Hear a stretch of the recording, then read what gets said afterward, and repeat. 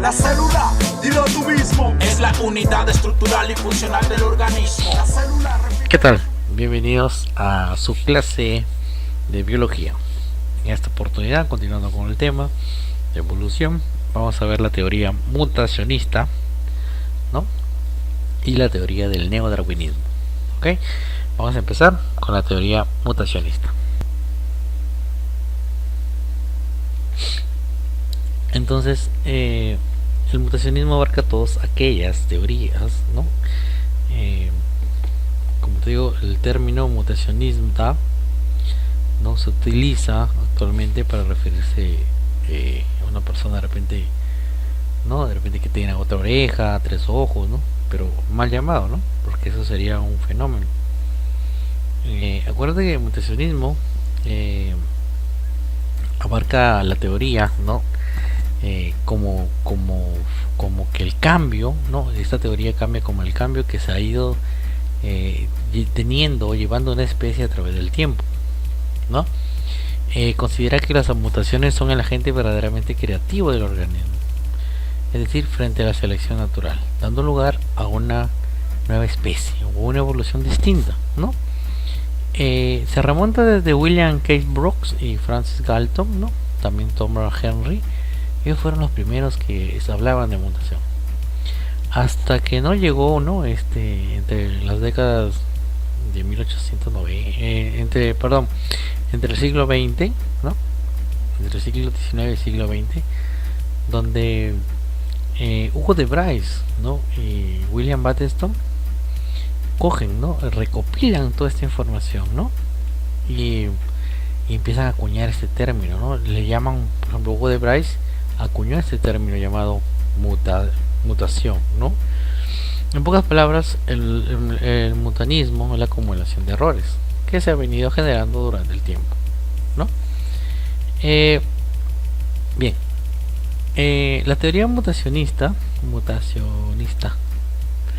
de Hugo de Bryce, ¿no? Él habla, por ejemplo, el botánico holandés, ya, él redescubrió las leyes de Mendel, propuso una teoría, ¿no? La cual afirmaba la siguiente: las mutaciones aportan la materia prima para la evolución y las formas alternativas de los genes sobre las que actúa la selección natural. Por ejemplo, yo tengo dos especies de gatos, vamos a suponer, ¿no? A un gato lo llevo a Arequipa o al Cusco y el otro lo llevo a Máncora.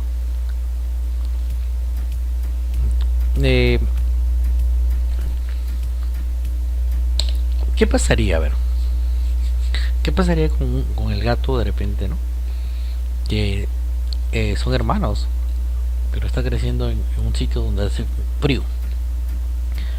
Entonces él, ¿no? Su cuerpo va a empezar a generar más pelaje para que pueda soportar el frío, ¿no? Y en cambio, el gato que quedó en el norte,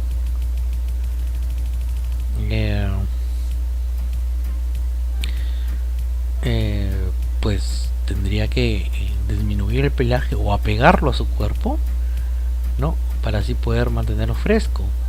Acuérdate que los animales que tienen demasiado pelo en calor se sofocan muy rápido, ¿no? Y en cambio los animales que tienen bastante pelo en el frío, para ellos se mantienen estables, ¿no? Se mantienen calientitos debido a que tienen bastante pelaje y pueden cubrirlo por el frío. Entonces, con estos gatos, ¿qué pasaba, no? Por ejemplo, con el gato A que se fue a Cusco, tuvo que su cuerpo, ¿no? Crear pelaje largo, ¿no? Y de repente por ahí se encontró con otra gata, ¿no? Pero no pudieron procrear, ¿no? Pudieron procrear y sus crías volvieron, ¿no? Salían lanudos y bueno, volviendo acá al de Máncora, de repente procreó por ahí con otra gata y su generación, ¿no? Iba ya disminuyendo, ¿no? Iba trayendo ya pelo más corto, un pelo más pegado. Pero ambos, digamos, en esas generaciones que viene, ¿no? Claro que no se da de la noche a la mañana, es un cambio evolutivo lento, ¿no? Pero pues, si comparamos las crías del gato que estaba en Máncora y el gato que estaba en Arequipa, son crías de repente también muy distintas, ¿no? A pesar de que de repente provienen de un progenitor no igual, pero son hermanos, se supone que vienen del mismo padre, pero el cambio, la mutación, lo que se ha dado, lo que se ha generado, lo que ha podido darse con el cambio, ¿no? Generalmente esta teoría te dice que esto lo adquiere, ¿no? Se adquiere, pero no se adquiere de la noche a la mañana, sino que son cambios que se repiten siempre y cuando, ¿no?, la generación que viene vuelve a adoptar ese cambio, ¿no?, para que pueda adaptarse. Entonces, lo mismo pasa así, pues, ¿no? Que las mutaciones aportan una materia prima para la evolución, o sea, ellos mismos se generan que nuestro cuerpo evolucione para estas formas. Por ejemplo, mira, te comento algo. A veces nosotros decimos, oye, mi papá es lampiño, mi mamá es lampiña, yo también soy lampiño, pero uno de mis hermanos, que de repente está trabajando lejos o en altas minas, es velludo. ¿Por qué nosotros nos nace vellos en el cuerpo? A veces por genes, no, también es una respuesta al frío, ¿no? Es una respuesta al frío también. Y eso está comprobado, ¿no? Que nuestro cuerpo genera vellos o pelo para podernos proteger del frío, ¿no? Entonces estos cambios que se van generando no es que seas tu mutante, nada, sino que conforme tú ves teniendo tus generaciones, va a ir pasando y los nuevos genes se van modificando. Por ejemplo, con lo que te decía de las personas enfermas, ¿no? ¿Qué pasa si tú te unes a otra persona enferma, ¿no? De repente que tenga problemas de visión o algo por el estilo, ¿no? Entonces tus hijos van a ser igual con los mismos problemas de visión. Pero ¿qué pasa si tú tienes problemas de visión y la persona que tú te conozcas no? Entonces ya tu generación ya va a dejar, ¿no?, esos rasgos genéticos que tú tenías de ser de repente corte vista. Va a dejar, se va a empezar a modificar. Se va a empezar a modificar, se va a empezar a crear un cambio que no necesariamente es una mutación, porque no es un fenómeno, lo que son cosas muy distintas, ¿no? Entonces Bryce llamó esto mutación, ¿no?, al cambio de repetición de los rasgos de los individuos de una especie, y le asignó una relevancia fundamental en la evolución. Las mutaciones en términos de Bryce son diferentes a las de Darwin, ¿eh? Por lo contrario, los consideraba saltos bruscos. Acuérdate que Darwin consideraba que de la noche a la mañana, ¿no?, repentinos, espontáneos e incorporados al genotipo. Entonces, vamos a ver esta imagen, ¿no?, donde de repente de personas, es más, hasta con los mismos hijos puede pasar, ¿no? Puedes tener de repente hijos y basta que uno tenga características muy diferentes, o como vemos, las habilidades distintas, ¿no?, de cada hijo. De repente uno te sale pintor, los demás te salen cantantes, pero uno te sale pintor, ¿no? Entonces esas partes de ahí son aquellas que no se genera o no están precisas a cambio, o sea, no se pueden predecir, ¿sí? Simple y llanamente adoptan ya sea por términos climáticos, de repente por radiación solar, por frío, ¿no? Entonces yo no puedo decir, ¿sabes qué? Mañana pasado mi hijo va a nacer de tal forma, ¿no? Es depende del ambiente, también donde nazcas, ¿no? Son cositas así que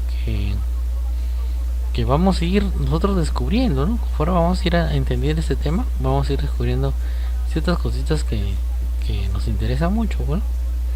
Ahora, por ejemplo, ¿qué pasaría, no?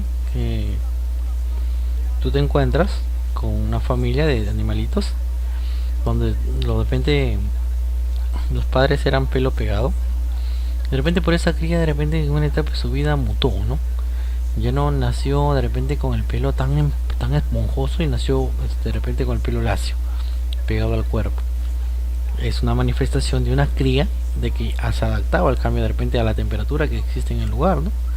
Y así se puede dar los cambios conforme. ¿Quién es Hugo de Bryce? Hugo de Bryce fue un botánico neerlandés, ¿no? Genetista por nacimiento, por excelencia, ¿no? Y bueno, fue uno de los biólogos que aplicó la teoría mutacionista, ¿no?, mencionando, ¿no?, la diferencia entre el concepto de mutación de Darwin y el de Hugo de Bryce. Mira, no, esto es también un tipo, se llama una malformación, puede ser una malformación congénita que no te debes confundir. Esto no es una mutación adaptable, ¿no? Nadie nace pegado. Esto es un cambio de repente que en la genética que se dio, o de repente en la separación, ¿no? De repente en los genes. Entonces, no confundir, ¿no? Una cosa es mutación, ¿no? O aberración, y otra cosa es una mutación que constantemente nosotros estamos mutando todos los días. Y justamente que te hablaba de los gatos, ¿no? Mira, ven. En las dos especies de arriba son las razas originales, ¿no? Y las especies de abajo son especies que son las mismas, ¿no? Que han sido originadas de la misma especie, pero de acuerdo a las condiciones climáticas se han ido adaptando. De repente acá el pelo era más pegado, el de acá, ¿no? Se lo llevaron a la cría a otro lado y su pelo, ¿no? Empezó a crecer. De repente acá las manchitas eran atigradas y acá las manchitas empezaron a ser distintas, ¿no? A tener otra forma, otro color. No, de eso hablan las mutaciones que se van generando, o sea, los cambios que se dan de repente repentino por la evolución del gen. Y mira, también acá tenemos un ejemplo, ¿no? De este cola azul, ¿no? Esta salamandra, ¿sí? Esta salamandra de cola azul, ¿no? Que por lo general esa especie, todas las colas son de color marrón, ¿sí? Y pues no, en esta oportunidad nació de este color. Ahora, yo te pregunto, ¿algunas mutaciones serían buenas? No todas, ¿sí? No todas las mutaciones podrían tener buenos cambios. ¿Por qué? Porque simple y llanamente, por ejemplo, en este tema de esta especie, no sería de acuerdo, porque no se puede camuflar en la paja.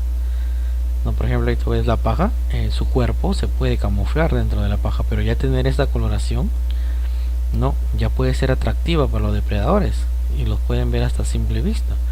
Entonces hay cambios que se dan en ciertos genes donde las modificaciones resultan, no, incluso hasta peligrosas para uno. Entonces esos cambios de ahí tenemos que verlo, ¿no? Esos cambios de ahí tenemos que estudiarlo, el por qué se dio, por qué hubo ese cambio, ¿no? ¿Por qué hubo ese cambio? ¿Por qué se ha generado esto? Bien, entonces continuamos, ¿no? Mira esto. Ellos pertenecen a un mismo género, ¿no? Pero quizás en el nombre, en su especie, no cambia, ¿no? ¿Por qué? Estos son osos, pero cada uno tiene un rasgo diferente, ¿no? Una comida, una dieta diferente. Por ejemplo, la mayoría de que ves acá son carnívoros. Dos de estas especies son herbívoros, ¿no? Una de ellas es el oso de anteojos, ¿no? Que solo, bueno, es carnívoro cuando tema de en tiempos de crianza. De ahí la mayoría de su dieta son hojas. Tenemos también al oso panda, ¿no? Que es herbívoro. Y la demás de mayoría de osos que tú ves ahí la mayoría son carnívoros, ¿no? Pero son osos. Distintas especies, pero son osos, ¿no? Es la misma familia. Entonces, estos cambios de repente se han generado. Y es más, incluso pueden haber venido de un solo descendiente. Pero con los cambios que ha llevado la Tierra, la traslación de los continentes, han tenido que estos evolucionar. Y han creado otro tipo de especies, ¿no? Distintas, diferentes de pelaje, forma, color, tamaño, etcétera, etcétera. Bien,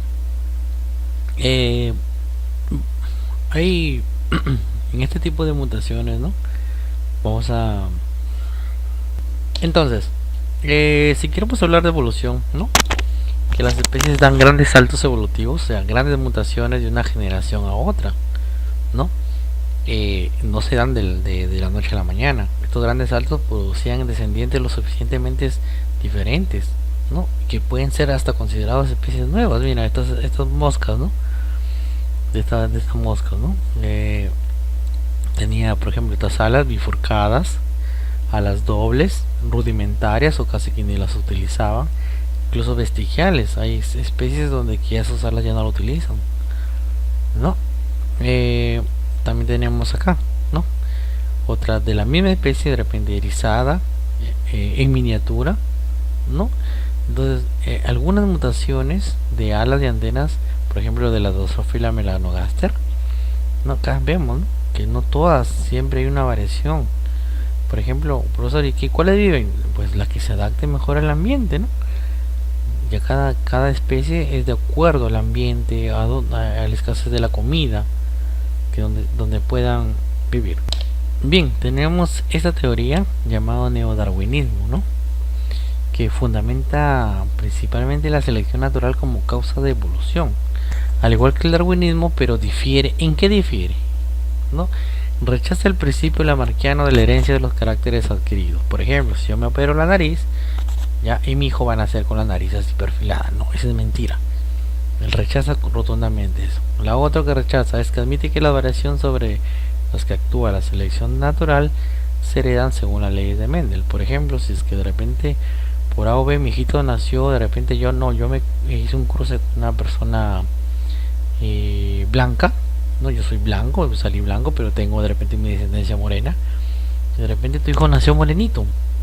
Entonces no significa que porque tú, siendo ya blanco, trigueño, te cases con otra persona que sea blanca, necesariamente va a salir a tu color, ¿no? Generalmente eso se hereda porque a veces los genes se revelan hasta la segunda o tercera generación. Entonces, eso hay que tener en cuenta. Eso es lo que rechaza, que no se manifiesta así del momento, no que sino que ocurre, y cada ser. Por ejemplo, nosotros ahorita con el tema del COVID, ¿no? Nosotros incluso, ¿no?, ya las personas que han sobrevivido a esto han creado una nueva inmunoglobulina en su cuerpo, o sea, unos nuevos anticuerpos que son capaces de hacerle frente a este virus. Generalmente el virus no se cura con medicamentos, ¿no? Bueno, no sé qué acción tiene la citromicina, yo no soy doctor, pero yo tengo entendido que los virus no tienen cura con medicina, ¿no? Generalmente se curan con la reacción de nuestro cuerpo, con las inmunoglobulinas de nuestro cuerpo. Si estamos bien de salud, nuestro cuerpo va a crear buenas inmunoglobulinas. Ya tenemos lo que son la selección natural, de lo que te explica el neodarwinismo, ¿no?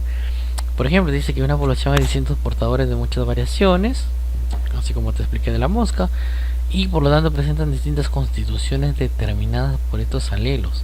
No significa que tu hermano va a ser igual que tú, también, ¿no? A eso se refiere. Depende de tu hermano. ¿Tu hermano es igual que tú?